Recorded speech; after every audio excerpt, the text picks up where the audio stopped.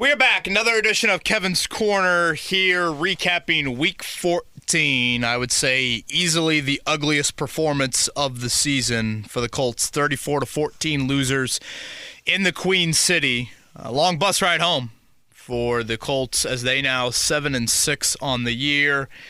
And boy, just with one loss, Eddie Garrison, all of a sudden margin for error just really shrinks up. And basically, you're now at a point, I think, in the playoff picture where you're still in control.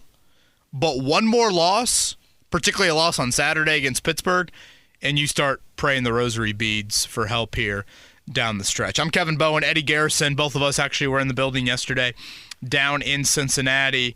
We're coming at you here on this Monday morning. Obviously, we'll get into what I didn't like. And, Eddie, I don't know if there's anything that I liked. First off, your experience inside of Paycor Stadium. I thought a good amount of Colts fans in the building. Oh, yeah. It was, I think it was pretty much sold out. If not, it was relatively close, and I thought there was a good amount of Colts fans. I was on the Colts side of the field, so I was around a lot of blue, and I was around some orange and black, and those fans that were in the orange and black were like, wow, this is a lot of Colts fans out here. I'm like, well, in my mind, I'm like, what'd you expect? I mean, it's less than a 90-minute drive from Indianapolis. Like, do you expect the Colts fans not to show up? But yeah, that was probably my third, maybe fourth regular season game in Cincinnati for the Colts, and it seems to be a pretty consistent contingent, year in and year out. But boy, outside of 2 minutes, 3 minutes there, late second quarter, there was nothing to cheer about whatsoever. I thought Cincinnati completely controlled the game, and again, Eddie, I thought the worst performance of the year, and I guess two reasons stand out to me. One, every single unit deserves blame. Every single unit. Offensively, you didn't control the trenches against a bad run defense, bad pass defense. You couldn't establish Zach Moss. Defensively, no semblance of a pass rush. The biggest thing Cincinnati showed on film Monday, the ability to hit screens, you didn't stop that. Every, I think, level of your defense had some issues. And then special teams, your most reliable player all year, obviously a disastrous afternoon for Matt Gay and missing 2 kicks inside of 40. Just an inexcusable penalty on Taven Bryan. That field goal is less than 40 yards, and you're getting a leverage penalty, and you aren't blocking that. And then obviously what probably put the icing on the cake was Amir Speed running into Isaiah McKenzie there, which pretty much sealed any potential comeback attempt. So, you look at the other losses, Eddie, and the first Jacksonville game, you're leading midway through the fourth. The Rams game, you've got, a big comeback by Anthony Richardson. The Saints game, you get off to a good start. The Browns game, back and forth. I guess the second Jacksonville game, you could point to that. But again, a healthy Trevor Lawrence, a healthy Christian Kirk at Jacksonville, that's different than, I think, facing Cincinnati with their backup QB. So, to me, this was the one true kind of three-phase disappearing act this team has had all season. yeah, that's what I felt like watching it yesterday too. But let's dive into first what you did not like. The trench play, I thought the offensive line, in terms of blocking, they were okay. Minshew was under duress a little bit there in the first half, but thought in the second half the offensive line did well, other than all the penalties they committed. Yeah, I just have a higher standard for their trench unit, particularly when you're facing a Cincinnati team that I think is not known for that. When you think of Cincinnati, it's a little bit more finesse than it is kind of bully ball. They've really struggled this season, Cincinnati, on both sides of the ball, at the line of scrimmage. I think it's a big reason why they've kind of been held back so far. They actually take away the football at a pretty high level. We know the skill talent that they have. But, yeah, I just thought in particular your trench play. And, Eddie, there's 4 elements to your trench play. You running it, you stopping the run, you protecting your quarterback, getting after their quarterback. You look at all 4 of them. And you failed, in my opinion, in all of them. Zach Moss, 2.2 yards per carry. If you look at Moss's numbers, Eddie, 13 carries. 9 of the 13 went for 2 yards or less.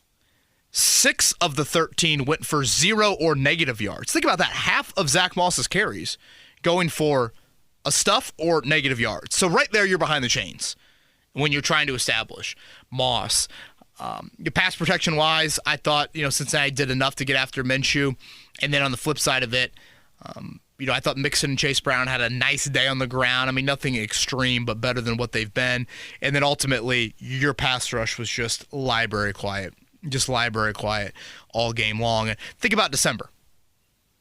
Outdoor, cold, It's about trenches. Ballard has stressed it at every press conference, and certainly from an investment standpoint, he's made it. And outside of Braden Smith, you were pretty healthy on both sides of the ball. Obviously, the return of Grover Stewart there as well. So, I go there for maybe my biggest disappointment because I hold that group to a higher standard than I hold Gardner Minshew or the Colts young cornerback room, areas like that. I go back to one of the first drives where they scored a touchdown for Cincinnati, and they were like, all right, we're just going to run it down your throat here at the goal line.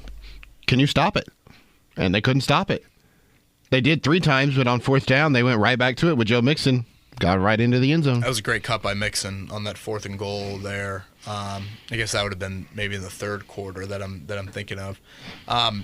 I thought Bernard Ryman, Eddie, had one of his poorest games as a Colt. And I think Trey Hendrickson's a very good player. And honestly, that Hendrickson roughing the passer penalty was such a dumb penalty that gave Indy a little bit of life there late first half. But I thought Hendrickson kind of imposed his will early on, and you really felt that Gardner Minshew, I think, kind of felt that all afternoon there. So very poor from the Colts in the trenches. Now, you talked about the offense. You've talked about the defense up front. The defense in altogether just mightily struggled. They couldn't stop a screen pass or couldn't contain a screen pass if their life depended on it yesterday. And it felt like Jake Browning could just throw the ball wherever he wanted in terms of downfield. He had Jamar Chase open a few times. He didn't throw to him because there was a better option open. But all in all, the defense did not play well in any regard.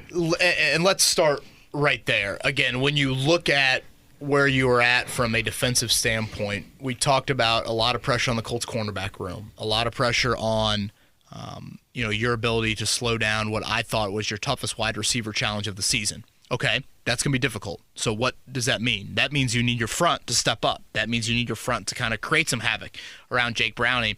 No sacks, 3 quarterback hits. Jake Browning had the highest quarterback rating in Week 14 in the NFL. Eddie, what stands out to me about that is outside of the T. Higgins deep ball that got behind Darrell Baker Jr., I can't recall many other attempts from Jake Browning north of about 15 yards.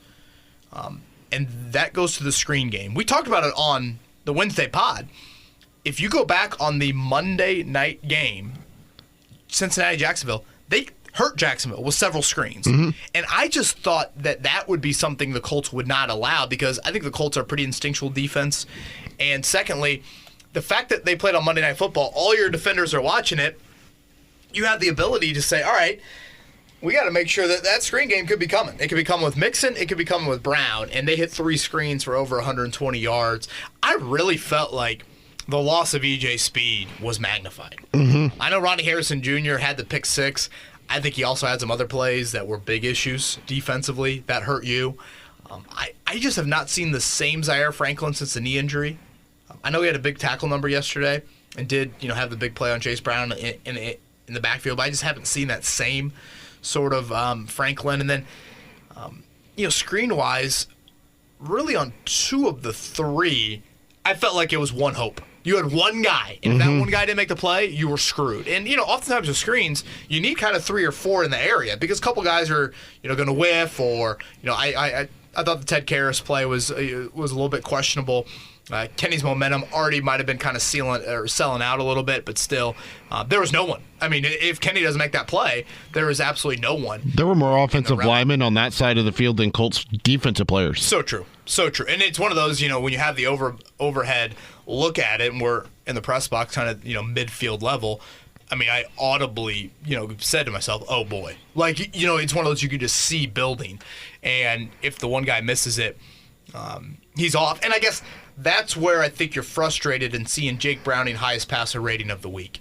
Eddie, that'd be one thing if he hit, just unbelievable corner routes and posts, and he's fitting balls into windows that you couldn't even imagine. But the fact that he had that high passer rating, and yet if you look at his intended yards number, it was pretty dink and dunk. Outside of the Higgins play again, it was pretty dink and dunk there.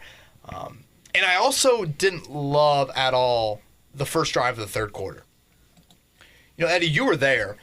The vibe of those 2 teams running off the field at halftime, I felt like the blue-clad Colts fans were going like this. Hey, we're in it.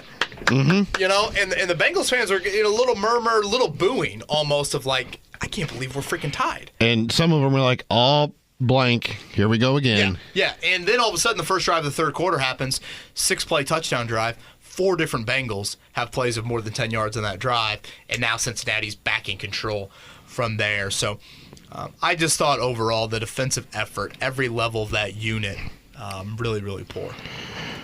Offensively, I was astonished. We talked about it last week on Monday that Alec Pierce needs those go ball opportunities. Down the field, it's high risk. He just had one attempt, right? High risk, high reward. Yeah, that was in the first half, I think.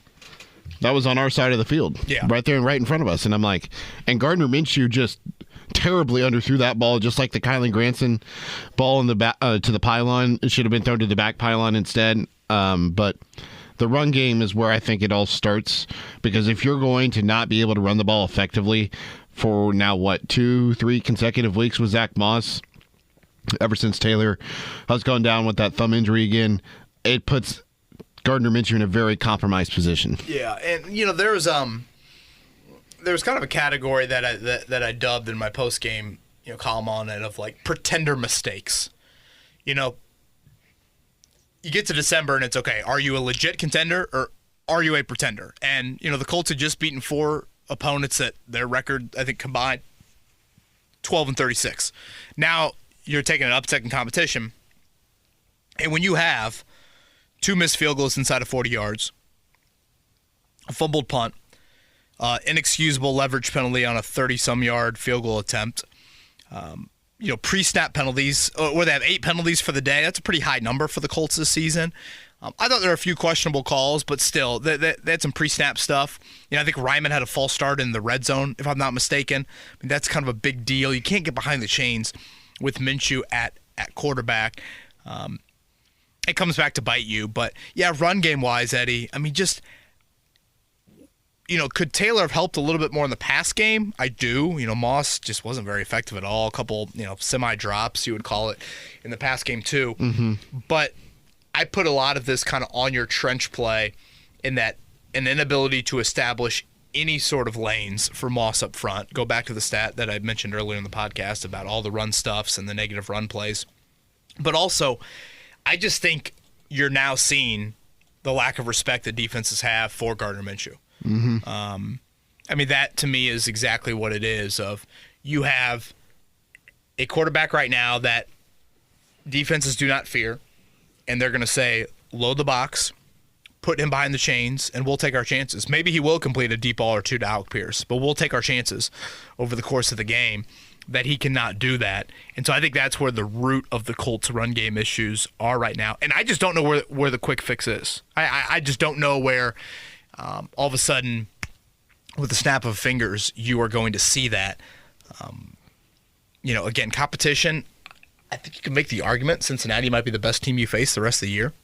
Mm-hmm. Houston's really banged up, and I still just don't think Houston is super complimentary. But granted, I didn't think Cincinnati was either going into yesterday, and they certainly proved that. When you go back and watch the All-22, go to that interception drive, and on the pass where Minshew throws it underneath incomplete to Zach Moss, watch Josh Downs. Yeah, was that when he was coming on that in motion and kind of on that wheel route? Wide the bleep open. Yeah. It's a play I want to go back to because... Or Pittman. It was one of those. There were 2 plays yesterday where Josh Downs and Pittman are both looking back at him and they just put their arms and like, what the hell are you doing? Like, what are you looking at? One of those 2 I want to go back because I didn't think the pass rush might have got there to Minshew. But I just think overall, I think listeners of the pod will kind of know where I stand on Minshew. I've just kind of accepted that this is him now. Mm-hmm. The Colts have a deficiency at quarterback. The Colts have a quarterback that's not even living up to his backup QB standard that he has set for himself. And I've just kind of said, that's going to be it. How do you overcome it? And now the beautiful thing for the Colts is you're going to face a Pittsburgh team that has got some major issues. They haven't scored over 20 in 4 straight weeks. Trubisky looked awful on Thursday Night Football. As we record this, TJ Watt and Alex Highsmith are both in concussion protocol. That is a huge, huge deal when you talk about Saturday's game. But, the Colts are still very much in the you've got to overcome your quarterback situation right now. So I thought Minshew, I thought he had some decent decision making early on when they moved it a little bit. But to your point, missing Granson, I did think he threw a really nice ball on the 4th and goal to Mo Alley Cox. That was perfect. Like Alley Cox or no one makes that play. The Zaire package. Yes, the Zaire package in the flat there. And I am a little. I mean, we asked Steichen this and asked Minshew this after the game. I thought he got popped pretty good. I was a little shocked he wasn't checked for a concussion. Oh there. yeah. On the scramble when he scrambled for that first down, it looked awkward. It looked bad. He definitely wobbled. I know afterwards he's like, no, I didn't. And I was like, I mean, clearly he did, but I don't know. Maybe they'll do something today on that. But who knows? One final thing, actually 2 final things here of note. If I would have told you last Wednesday or whenever leading up to the game, you would hold Jamar Chase to 3 receptions, 29 yards, and Tyler Boyd would have 2 receptions for 23 yards. Joe Mixon would average 3.8 yards per carry. You're like, all right, Colts must have won. Nope. They were so balanced. Chase Brown was obviously huge. Oh, yeah. Some of their tight ends involved as well. And again, when you don't have a pass rush at all, you're going to allow for some high percentage plays like those screens, and they just absolutely take off running down the field. And again, to me, this is just a total poor performance every level or every phase of your game, and you deserve the 34-14 and 20-0 in the second half, Eddie. Mm-hmm. With all that momentum, I thought building into halftime of like, all right, here you go. Really, outside of Trey Hendrickson giving you that gift of the roughing the passer penalty, you played good football for about 3 minutes yesterday. 3 of 60. Yeah. Jake Browning in the second half was 10 of 11, 140 yards, 1 touchdown, 0 interceptions. The second part of those 2 things I wanted to note or ask you about, what was Shane Steichen's reasoning behind declining the penalty, the unsportsmanlike conduct penalty, I think is what it was? Yeah. Was it because it occurred so far up the field it wouldn't have... So it would have been 2nd and 17. Illegal blindside block, I think is what the official penalty was. So it would have been 2nd and 17 or 3rd and 7. He elected to go 3rd and 7. He felt like they were in field goal range no matter where they were. And so, at that point, you're eliminating touchdown is your hope there. You stop them on the 3rd and 7, then they kick the field goal. I thought you accept the penalty there. You create a 2nd and 17, and now you put Jake Browning in a uncomfortable backup quarterback situation. The Colts, to me, Eddie, did not do that enough yesterday. Put Jake Browning in uncomfortable backup QB situations. 2nd and 17, if you're the Bengals, you would like to think that Browning would still be smart in that situation.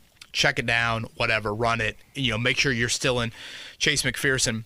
Evan, I'm thinking of Chase McLaughlin. Evan McPherson field goal range there.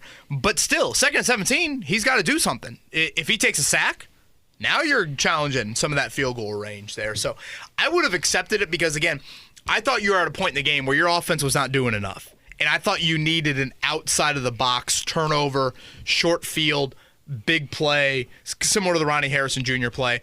So I would have accepted it there. I didn't think it was egregious by Steichen, to be fair, but I thought that was a mistake in just kind of game management. Obviously, for those that forget what happened on that sequence, they get 6 yards. It sets up a 4th and 1, and that was that great cut by Joe Mixon on the 4th and 1 to convert, and they later scored a touchdown off that. Yeah.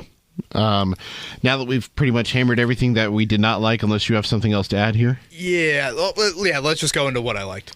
All the teams surrounding you in the AFC standings lost. Jacksonville lost. That was a big one. Let me ask you this before we get into, because I literally think the only thing I liked from yesterday from a Colts standpoint was that other key AFC teams lost. Michael Pittman Jr. to me was your best player yesterday. 100%. Who was your second best player? Oh, my. It's a really good question. Will Mallory? Will Mallory's 5 catches for 46 yards, 3 of them, I think, on the final drive or the second to final drive of the game. So a lot of mop-up duty catches there. That's a question, and I don't know the answer. There's 53 dudes, 46 dudes that dress on game day, and I have trouble finding the second best player on your football team from yesterday. That's kind of where you're at. I know Zaire Franklin, big tackle number, but again, outside of the tackle for loss, I just don't recall much from him. So that's why I say what I liked. Eddie, this is the first time all year I've been this kind of shrugging of the shoulders, like, I don't know where else that you do go.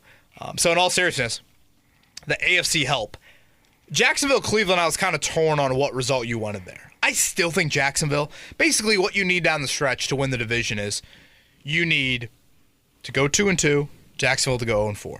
You go 3-1, Jacksonville go 0-4 or 1-3. You go, 4? I guess if you go 4-0, then Jacksonville would have to be 2-2 or worse. Like, you still need a lot from Jacksonville, especially with Lawrence playing and the schedule out after Baltimore really easing up for Jacksonville. Now, where you got good help was obviously Pittsburgh losing, going back to Thursday Night Football, which obviously we haven't discussed since. You got help with Houston getting just dismantled by the Jets. Obviously some key injuries in that one. And I feel like there was one more that you got a little bit of help from. I know Denver won. Who else won yesterday? Well, Buffalo won at Kansas City. But if you look at the AFC right now, and again, I've got a really detailed story up on the website. Raiders lost. Yeah, I guess the Raiders were kind of lurking. Broncos won. There. Yeah, Broncos did win. Right now, people can chalk this up to, that was one loss. Yes and no. It was one loss, but there's a little bit more to that story than just counting as 1L in the standings.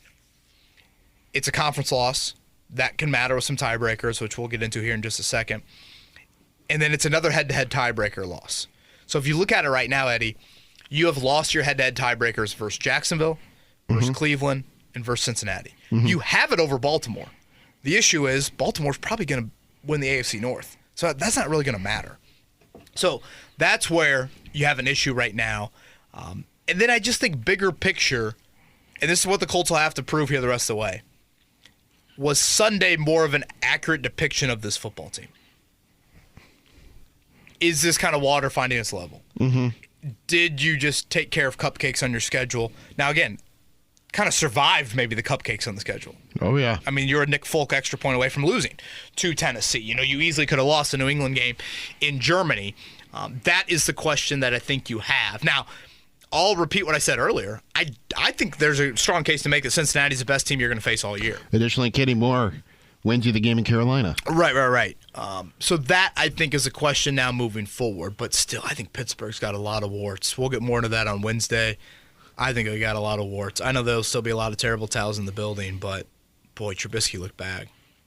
And they were chanting for Mason Rudolph, right? I know. Yeah. I mean, how bad do you have to be for that? Seriously. Some numbers here. Zach Moss and the Tennessee and Cincinnati, 32 carries, 79 yards. I will go back to what I said when the Jonathan Taylor injury first occurred.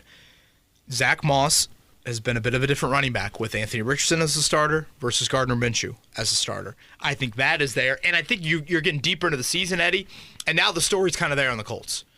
Make Minshew beat you. Load the box. Try and take away Moss. If you do that, you put more on Minshew's plate, and eventually you're going to expose him and expose this offense as a whole. And yesterday you saw, I mean, Eddie, think about it. What was the final, 34-14? I mean, really only had 7 offensive points. Now, tack on a Matt Gay field goal that should have happened. I mean, you really only had 10 points. If you look at Cincinnati this year, their defense has not been good to that extent. Last 3 games for Josh Downs, 11 catches for 89 yards on 21 targets. Yeah, I mean, it's Pittman or bust in terms of consistent offensive playmaking. Flat out. Ready for Twitter questions? Yes. Only a 4 to get to. Jacob's up first. He wants to know if you agree that the Colts are still a mediocre team.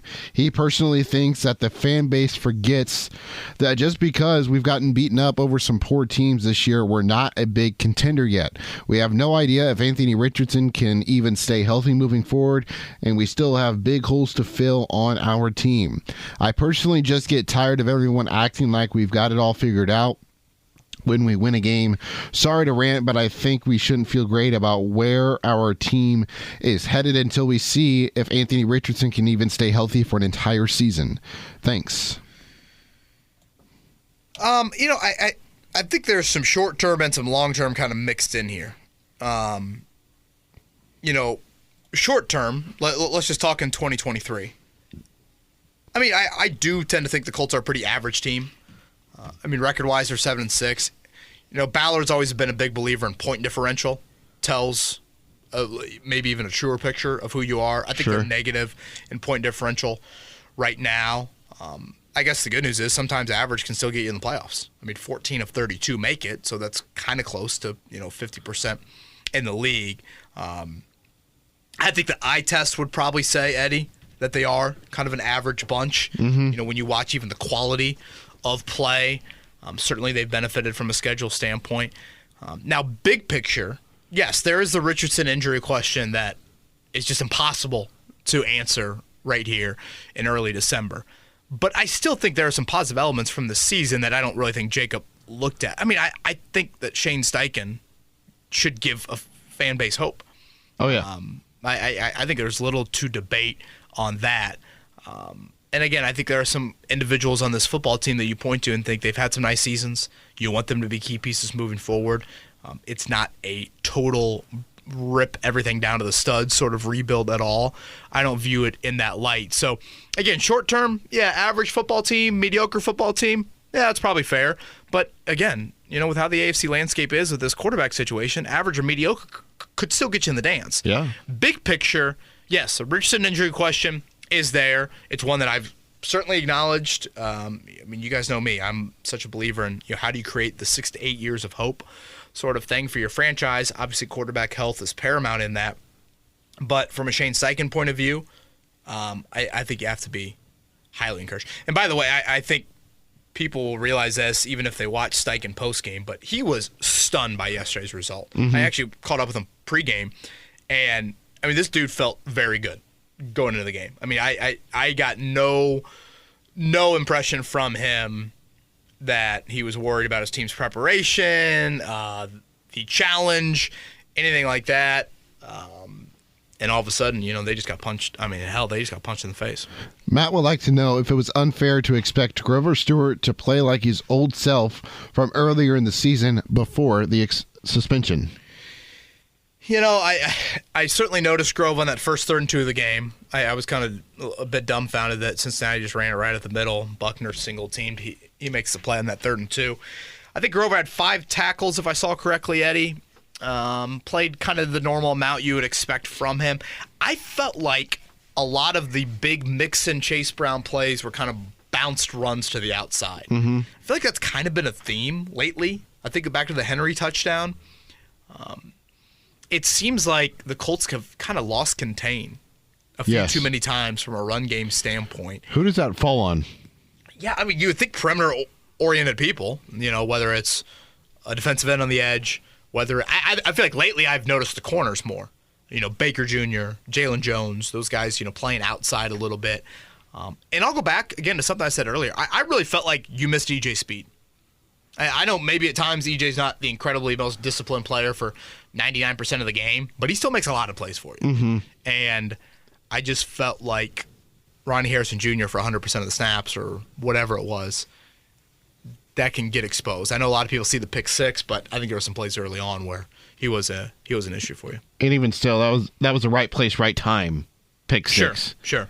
It wasn't like he, jumped a route or something. Right. Just 2 questions left. Michael would like to clarify something that the Colts, ahead of the Cincinnati game, although both are 7-6, head-to-head loss because conference record. Yeah, so the playoff tiebreaker scenarios can get really, really confusing. I would encourage everyone to head to our website. That is 1075 The Fan. I've got it pretty detailed in there, what the playoff standings look like with 4 weeks to go, and what the tiebreakers are, and how those tiebreakers are handled. Basically, in simplest terms, Eddie, it goes like this. You've got 6 teams at 7-6 right now. Mm-hmm. You use conference record to establish the tiebreaker there. Pittsburgh and Indy have the best conference record at 5-4.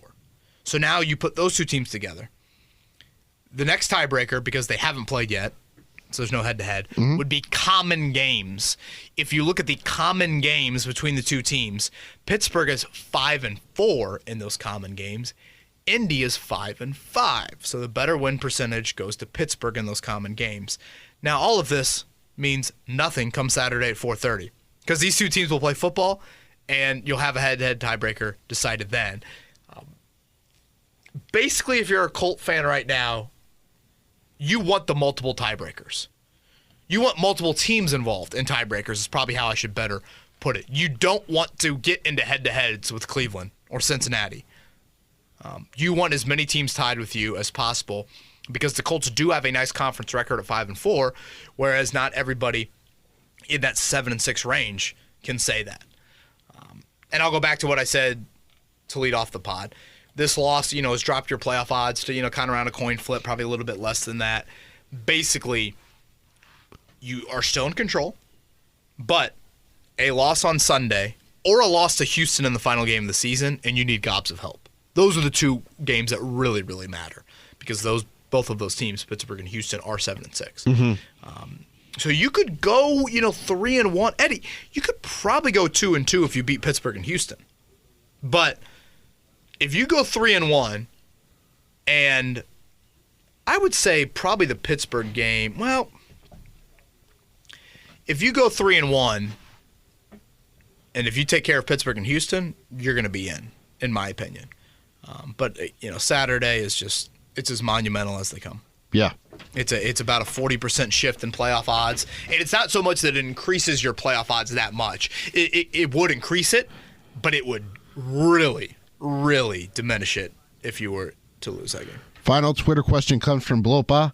Hi, guys. I know the draft is a long way away, but as Colts' chances of a high pick happily fade, I wonder what Indy should do with their first pick. Ryan Kelly has had personal situations that could put his career in perspective. This added to the concussions that he has suffered. I think a retirement is possible relatively soon for Ryan Kelly. Is it very far-fetched to think of a center with the first pick? Yeah, I can't go there. Again, that's not really my approach with kind of building rosters. That to me is a little bit too luxury item-y. Now, I do think it's important to find kind of a young center for Anthony Richardson and just kind of letting those two grow together. But again, I still think you can find middle round guys there. And I actually thought, earlier this year, Wesley French did a decent job when asked to fill in for Ryan Kelly. Again, this is very early, Eddie, but just kind of a rough sketch of if you said, all right, Kevin, first 4 rounds, positional mock draft, go. In order, 1 through 4, I'd probably go edge rush, wide out, corner, then interior O-line. But I say interior O-line, and then I'm like, wait, well, what about a safety? What about maybe even tight end? Linebacker, I don't think is too far away from that. Ballard is drafted so well at linebacker. That's probably a reason why I put that a little bit lower. But yes, that is one that certainly has kind of crossed my mind there. But that's kind of a rough sketch for me right now as I look ahead to April. Brock Bowers? I like, but gosh, I just think it's a little luxury. But I don't know. That one's interesting to me. I really like Brock Bowers. I mean, he's just so freakishly athletic and strong, and he's just a freaking football player. Yeah, that dude just gets it, plays bigger than he is. I mean, how many teams in college do you see run into rounds? Yeah, with their tight end. He's got some DAWG in him. Yeah. He's got a little dog in him. Eddie Garrison, anything else to add? Yes. How about Stephon Gilmore last night for Dallas? He is very good at football. Very good at football. Taking the A.J. Brown. He called me old at the start of the game, so it lit a fire in me. Nice job, A.J. That is awesome. I love seeing Gilmore do this. Honestly, that was a big reason why I picked Dallas to win the Super Bowl. And then Shaq made his first appearance last night, too. 14 of 82 snaps, is that right? 14 of 82, I believe, is what I saw. 2 tackles for him. So kind of pretty much what we saw here in Indy. But, yeah, we'll see if that evolves at all. I believe they're Monday night next week at Seattle, I want to say. Sounds about right. Philly coming up next week. I don't think Monday – I don't know. Maybe there's some randomness to Monday night games that could impact the playoff standings. But Tennessee and Miami, they're kind of 2 ends of the spectrum. So I don't think a whole lot of change with Monday night or Thursday night coming up. Raiders and Chargers both lost yesterday, so both they'd have to run the table and get a ton of help here down the stretch. But we'll be back Wednesday. Again, Colts going to bump everything up this week. So if you're used to kind of a, Wednesday, Thursday, Friday cycle, that'll be Tuesday, Wednesday, Thursday this week with that Saturday game, 4:30. It's NFL Network. Locally, CBS 4 will also have your coverage there. He's Eddie Garrison. I'm Kevin Bowen. Everybody have a great week. We'll talk to you Wednesday.